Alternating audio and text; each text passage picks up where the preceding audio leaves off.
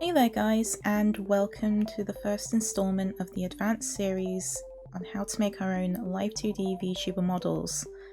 I'm going to go into the piecing apart of this character and just going through all of the layers. Just wanted to say that I'm recording this in the future. I've already made the face rig in Live2D Cubism. There will be videos, of course, after this one, which will go into the whole ins and outs of how to rig a character like this in Live2D.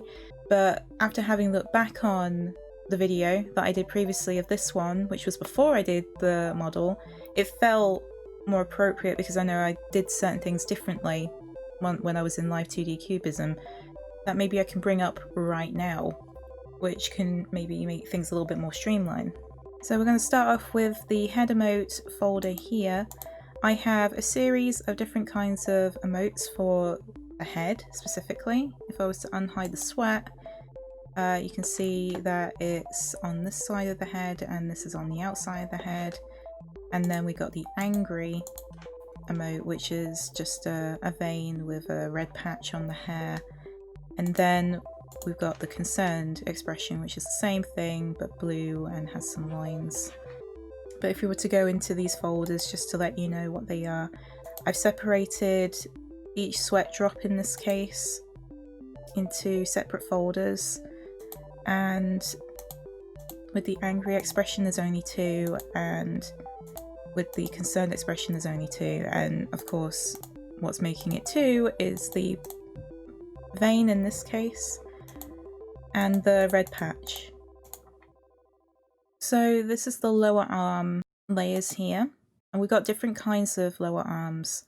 So I've got obviously the standard like this. I think this might be a good opportunity to show you how I cut it up a little bit. So we have the standard arm right there, and you can see that I've patched out this part here, and I also technically patched out the standard arm too, so you can see that there's an element of roundness to what I've done in an attempt to keep things still connected. Now if I go into the standard arm folder, I've got the sleeve that's separate and the arm that's separate. So those are 2 separate layers. And the most complicated of it all is the right hand in this case, and the left hand, because it's pretty much the same. We've got some stuff going on with the hands, so let's just hide all this so you can actually see what's going on. This is how I've done it though, I will say. You don't have to go as detailed as I have right here. You can just make a drawing of a hand and have done with it. You don't need to piece it apart like I have, but I wanted to give it a go and see what it could look like. So as you can see, that's the main palm that's hiding right now. And you can see also that the fingers are separated too. So each finger and thumb is separated from the main palm. In the future videos I will go into how awesome it is to use things like the rotation deformers with the combination of deformers as well, on how to kind of make really interesting movement with very elaborate pieced apart things like the hand.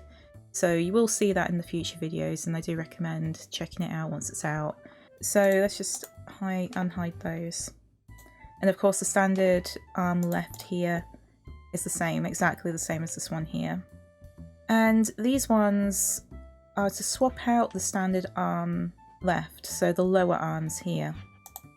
So if we were to hide the lower arm layers here, I can show you the other optional arm poses I can do. I've made a talking one, almost like a talking sort of conversing sort of expression with the arm. And I've made a thought expression, so if I'm thinking about something, my character can move along with that pose. And then another one is a special action command where I would like my character to actually wave temporarily. We'll go into the whole creating special actions and special poses, on and off toggles, in an elaborate nature as well, because this is actually done in such a way where when you use the on and off toggle, the arm pose will react to your X and Y movement, and that's a very awesome thing to do because in the end you can make your character do whatever you want with that pose and just build on top of it. But yeah, that's what I've got so far. If you're curious about how this is pieced apart, this one's probably the most simplest one. we got the sleeve and we got the arm, and we got the hand here, and there's only 2 parts for the hand, just the fingers and the palm and thumb. With the thought expression, again, this is actually a complicated one. You can see there's an additional little wrist there. You don't need to add that. It's really dependent on what you're going for and what kind of character you have, but for me, I have very big sleeves, so it's pretty much covering most of the hand anyway. But yeah, it's very situational, you don't actually have to do that. So again, we got the main palm there, we got the fingers, and the main index finger and thumb. So that was using the similar approach to what I was talking about earlier about the standard arms. So those are the lower arms of the character. In the end, if you are only sticking with one pose and you don't want to have on and off toggles for different arm positions, you would only have literally 2 of these. Like, you wouldn't need to swap out or even cut up the arm too much. And just to say, this is the way I've done it. It may seem very complicated, but you could simplify this for yourself if you wanted to. You could have this entire arm here to the sleeve, 1 layer, if you really, really wanted to. You can even have just the hand in one piece as well. It's really dependent on what it is that you're going for. I do recommend just writing down all your ideas, what it is that you would like to get out of your face rig, and see if you can make it achievable. You can simplify. The thing is with me is that I like to go really complicated with things, and because I do like the whole concept of adding more arm expressions on and off toggles and stuff like that, it kind of just gives your character more movement. For me and my character, it's just kind of like a nice little thing to have for future stuff that I want to do with my character. So yeah, it's really dependent on what it is that you're looking for. We're going to go ahead and look at the Dreamcatcher, because this in itself is quite pieced apart. We've got the wooden beads there, we've got the left beads, the right beads, and we got the feathers here on either side. Now these feathers are separated a little bit, but I realised that as I was in Live2D previously, I didn't really need to separate these in the end. I didn't do anything too elaborate with these pieces, but the idea was that I separated the string from both of them and the feather.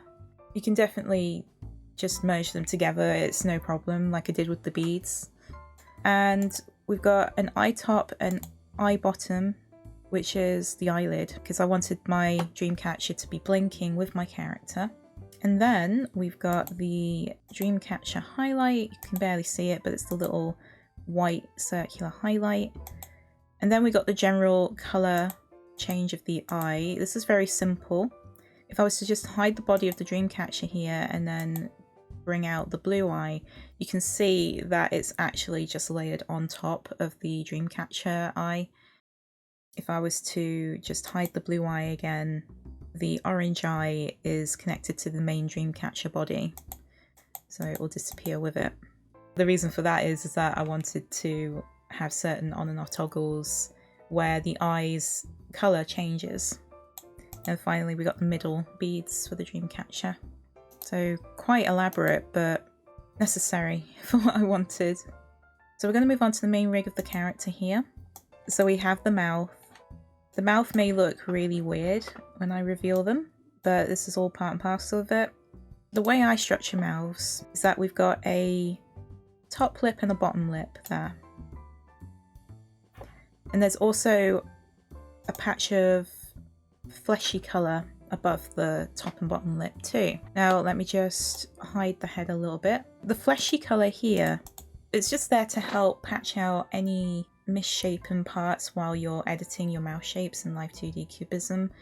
You do definitely need something like that just to help along the whole process of moulding your mouth shapes to your own specification. But that's like the general basis of how it works. We would mould the lines here, both of these mouth lines, to be the mouth shape that we want them to be, and then we'd go in and edit the fleshy colour here to make sure that it's wrapped around and is covering any inner mouth.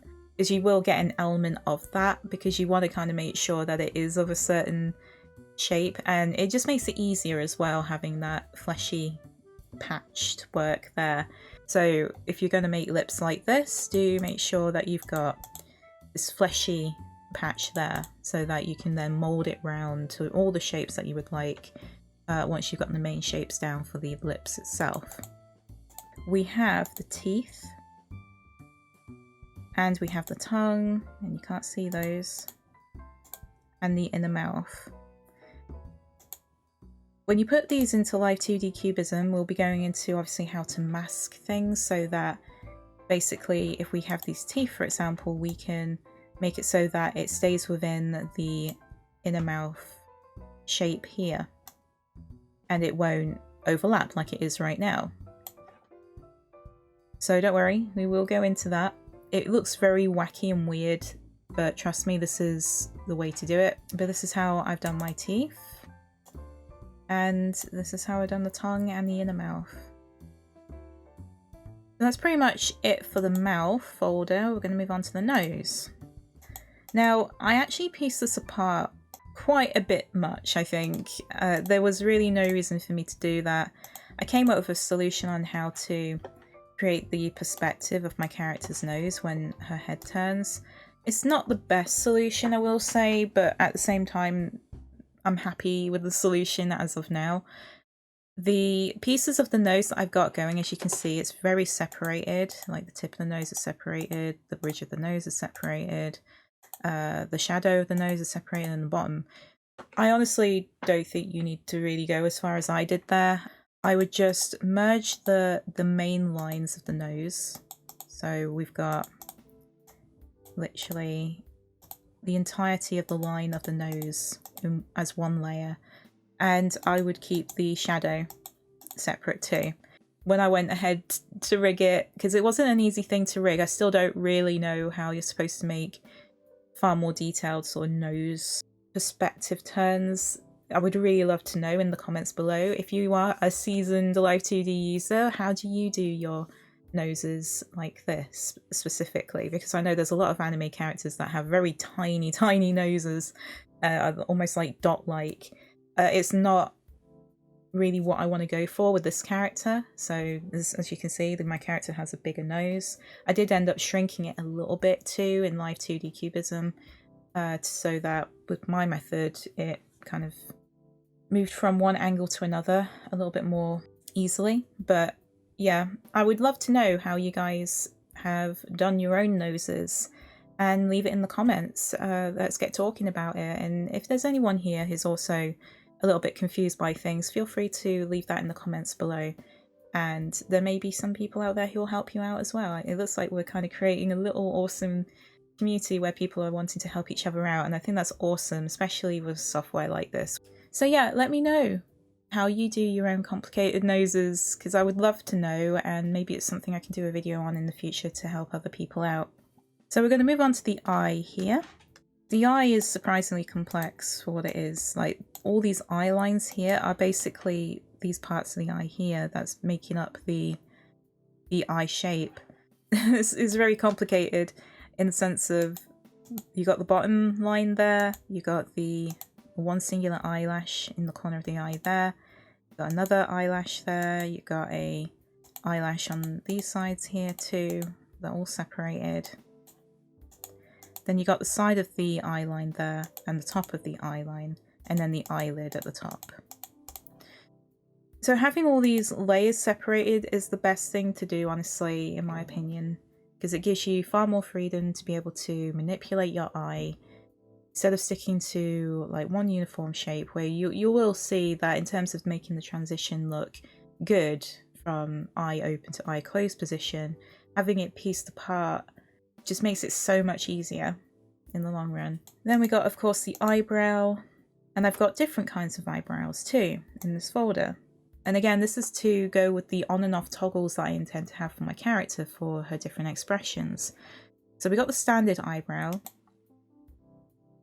we got the sad eyebrow or worried eyebrow expression, and we got the happy, so it's just a little bit higher up than usual. And then we got the angry, so a creased eyebrow that is considered a frown. Then we got the main eye here too, so I got the iris in a separate folder. It includes the highlight, the pupil, and the main colour of the iris. And then I've got an eyeshadow and an eye white, and the eye white is very important to add to your character if you want to be able to mask elements of your iris. The same for the shadow too. In the end, it's like I added the shadow because I thought it gave it some nice depth, but the eyeshadow also has to be contained within the eye white. But again, this is all a masking process, and we will go into that in a future video. We have a hair front. So that's one part, that's another, that's another, this is also another, and another. And this, I don't know why the eyeshadow is there actually, I think I ended up moving it in my videos, but the shadow of the eye is there. Like I say, I think maybe it's because I wanted to bring it behind the hair so it wasn't overlapping. But I don't remember. I think I might have changed that, but generally speaking, it makes sense because I wanted it to be behind the eyebrow and the main eye as well as being behind the hair. Otherwise, it just overlaps and it looks weird. And we've got a hood. So this is part of my hood toggle, and wanted to position it in such a way that is behind the main front hair pieces, but is actually overlapping the main back hair piece. And since I've got other pieces of the hood too, which you'll see in a bit, it covers up the back of the hair the most. But of course there was an element of needing to still edit the hair so it's a little bit smaller or it disappears for the toggle. But yeah, anyway, that's the hood toggle for my character. And then the main head. This includes the face emotes. We got the concerned expression here for the face. And then we got the angry expression here too. This can also double as a standard blush. If you're wanting to make a blush, you could just lower the opacity of the piece so it's just more subtle. But those are the main expressions for the face for my character. We got the hair shadow. So the bits that are behind the hair and the main head. Now the funny thing is I've added ears, and the silly thing is about it is that you don't see my character's ears at all, but I put it there anyway. If I was to just hide the hair front, you can see the ears right there, and they've even got like pieced apart earrings too. So a bit of a waste of time, but for anyone who is looking to make ears for your character, just separate them. It will make it easier, far easier to like create the different perspectives. In fact, it's probably a given that you should separate your ears because otherwise you're not going to be able to deform it exactly the way you want it to be deformed when you're doing a certain perspective with the X and Y parameters. So yeah, that's the head, the main head of the character. We've also got the other parts of the hair too, so I wanted it in a certain position and that's why it's there. And then we got the body. I've got something called hood down, and it's just basically these pieces here. Again, it's very situational because obviously your character may not have a hood, but it's there because it will help the perspective of what I'm trying to mold in the X and Y parameter. But on top of it, I want it to also disappear because when the hood toggle goes on, then I want these bits to hide and not be there anymore. You can only achieve that by lowering the opacity of the pieces when the toggle turns on. So the torso, this is the biggest one here. There's a lot of stuff going on in this rig, I know. So we got the main torso and we got the necklace here. So the necklace is above the neck layer. So as you can see, there's two pieces of the necklace just to give myself a little bit more freedom as to how to deform it. We've got the main neck as well. Like I say, the necklace is above the main neck. I've also got a separate shadow for this. Again, I have not used it during the process of making this rig. It's almost like, I mean, don't get me wrong, there may be certain circumstances, especially with the neck shadow, where you could benefit with changing the shadow perspective and shape, but I think it's because my character's hair is so big in a sense. it's like the shadow wouldn't really move too much in that regard. But I think it's always good practice to separate your shadows, but at the same time, you may find yourself not really changing the shadows all that much. So it's just a bit of a throwing it out there sort of perspective of having already done the rig right now. I noticed that I didn't have to edit the shadow all that much, but it's nice to have the option to by separating the shadow. And then we've got the main chest.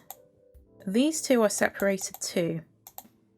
That's because, again, it's going to help with making the perspective of the body for the X and Y parameters. The more that these elements are separated, the easier it is. It's also overlapping the upper arm layers here. And I feel that's quite important to kind of create the sense of perspective with the character. And like I say, this is actually the upper arm. So there's just two layers. There's the upper arm there and the upper arm there.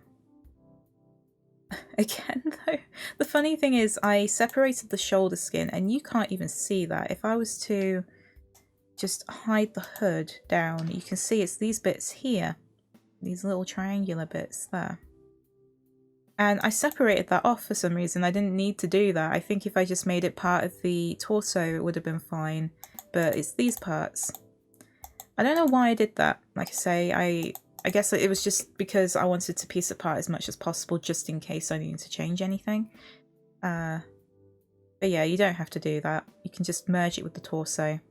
I think an important part here, because I want to make sure that I'm clear with this one, the torso, that's the entirety of the torso. This is completely the torso. If I was to do this again though, I would actually separate these shoulder bits here because I found this to be a bit of a nuisance when I was going ahead and making the other toggles for my character, especially. I think, you know, because they're such big pieces as well, it would have made sense. I should have done that. So I just wanted to bring this to your attention because this is what I would consider wrong and this is what I would do differently. I would literally just piece this apart so that it's separate and then I fill it out so that it's patched out and rounded off so it's behind the main torso so that I had more room to deform it in the X and Y parameters.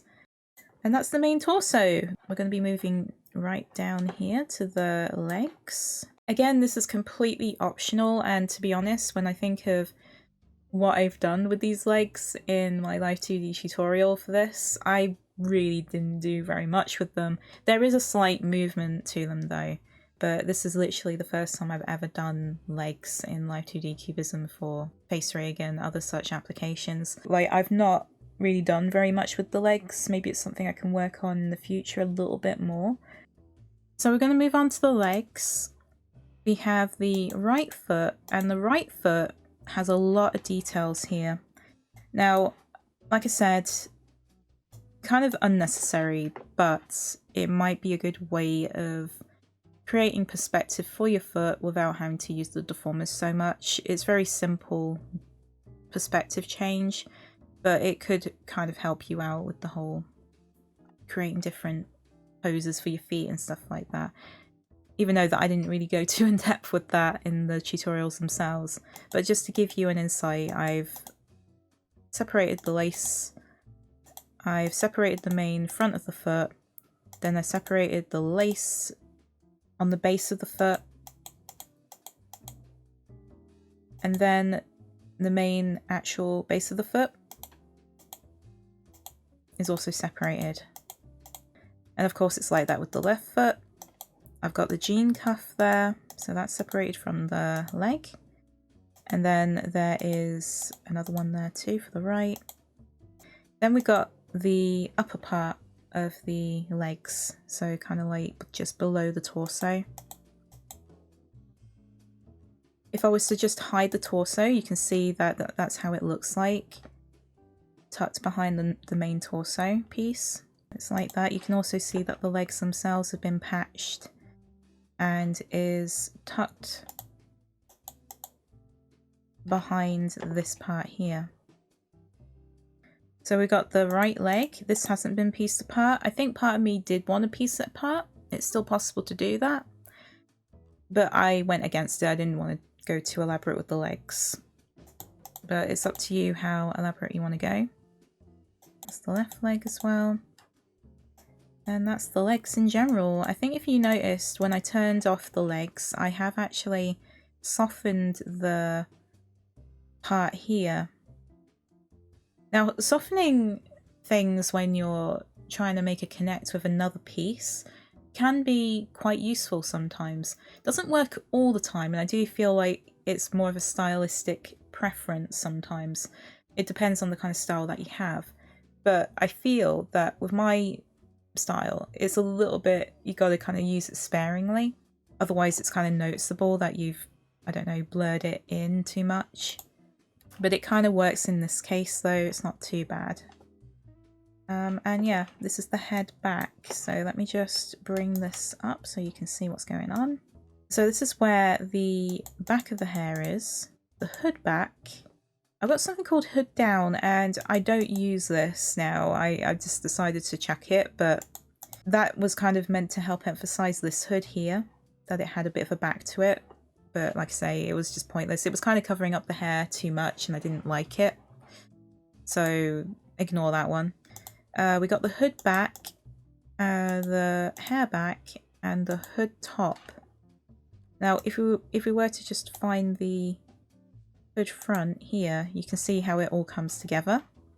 You can barely see the back of the hair, but that will still have to be edited regardless. As you can see bits of it still, so I would have to deform it so that it would go right behind. But that's the whole concept, because you want everything to be at the back. It really, I think, depends again on your character and what it is that you're aiming for. But for me, I found this to be the best way of making a hood for my character. And finally, we got some on and off toggles, which need to be positioned behind the character, which is why it's on the bottom. As you can see, I've got some nightmare arms and some dream wings, and they're all separated in their own way. I've got a different color set of wings as well, because with the intention of actually changing the color of the wings, let me just hide these. I wanted to change the color of the wings, but then I realized I didn't have as many toggles as I would like. And in the end, I ended up just alternating the colors a little bit for my character. So not only does she have like these really nice pink and yellow wings, but she's also got a mixture of the blue and purple wings too. And I thought that looked really nice, honestly, so I just stuck with that. But you can technically toggle on and off your character's wings depending on, like, you can turn them on and off in terms of seeing them and not seeing them, but also you can toggle the colours if you wanted to. But I think the trouble is with face rig, at least for now, maybe animes might be different when it comes out, but you only have so many toggles that you can use. And thinking about what those toggles are is quite important in its own right, because you could end up having way too many ideas, way too many toggles potentially, and you don't have enough to actually do it. Currently there are 8 special poses you can add to your character, and just to remind you, special poses are on and off toggles for your character. So I've got literally 2 sets of wings of a different colour, and those wings are separated too. Now, just to show you what I did with the wings here, I have separated each feather for each side like this. They're not bundled together, they are separated. The nightmare arms that I've got, so we're going to look at this one, it's the same on the other side too. These are actually kind of complex in their own right, because they have not only an arm, not only a palm as well, but they've got separated fingers and thumbs too. And it's because I wanted to emphasize the movement in the hand, and you'll see how I do that in another future video too. And that is it, everyone. I hope that this was helpful in just showing you how I'd separated it. Definitely something that took a lot longer to record, but it is a far more complex character, and it's kind of interesting to compare it, right, from what you saw in the beginners to something that is more of a typical VTuber face rig. But yeah, I would like to hear from all of you. How do you feel about Live2D Cubism so far? I hope that the beginner's guide has helped you. If you are someone who is starting out with Live2D Cubism, I do recommend checking out my beginner's guide that I've done previously. There's a whole bunch of videos on how to get started with Live2D Cubism, on making your own VTuber face rigs, with also face rig in mind. And I know that also, as I'm recording this, it's going to probably be gone very soon, which is a shame, but just know that everything that you're learning with Live2D Cubism in the beginners will still apply to every other software like face rig. And it will still apply also to anyone who moves on to animes in the future, because that's what's going on, is that face rig is going to be discontinued so that animes takes its place. In the next video, we're going to be making a start on preparing our Vtuber model for rigging. So yeah, if you found this video helpful, please give it a like and subscribe to the channel if you want to see more content in the future from me. So I hope to catch you all in the next video. See you later, guys.